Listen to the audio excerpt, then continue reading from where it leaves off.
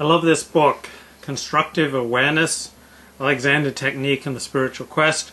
Now it doesn't sound that exciting, but it's great. This may be the best book I've read on the Alexander Technique. And love his insights here in chapter 3. The title of this chapter is The Power of Habit. And he talks about what happens when most people go to sit down. When most people just start thinking about sitting down, they immediately start compressing themselves. The body kind of shortens in stature. People cramp themselves in anticipation of sitting down. The back is then bent, often from the middle of the back instead of at the hinges of the hips. Much better place to bend. Then followed reluctantly by the knees till the bum makes heavy contact with the chair. I remember before I studied Alexander Technique, I would throw myself forward to get up. I'd just like, ugh. Okay, so often the head is poked forward to watch TV, so the whole head-neck relationship is thrown out of alignment. This causes the needless stiffening of the neck muscles. Now in the neck, there are more joints in the neck than anywhere else in the body, so a joint means that one bone's connecting to another.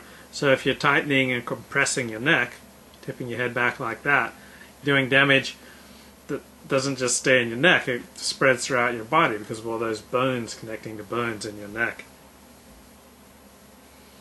So the neck shortens, this pulls the head back and down. So what's back and down? Okay, so this is back and this is down.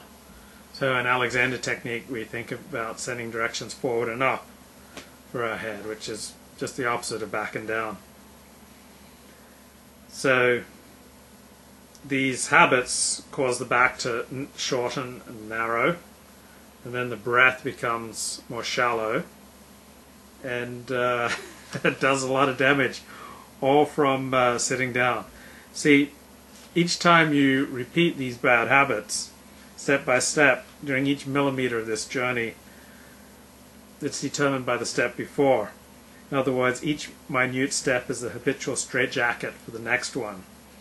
A person is a slave to habits which are very powerful because they've been repeated thousands of times over a lifetime, such as how to sit down and how to stand up.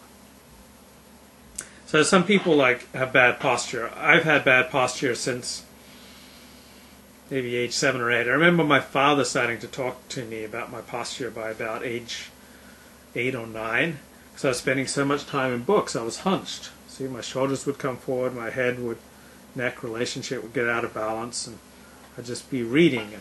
So my father would tell me to sit up straight, but I could put effort into sitting up straight, and you can pull yourself to an erect situation and attempt to stand up straight, sit up straight.